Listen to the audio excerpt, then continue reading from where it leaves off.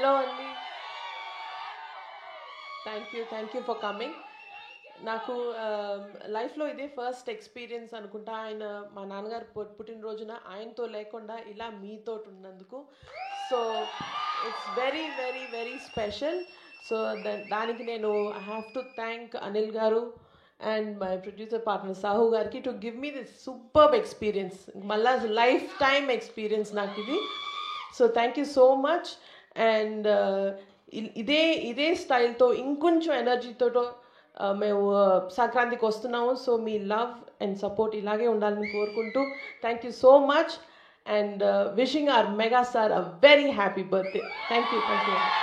Thank you so much, ma'am. Mega daughter to mega producer. I think this is very, very memorable for you.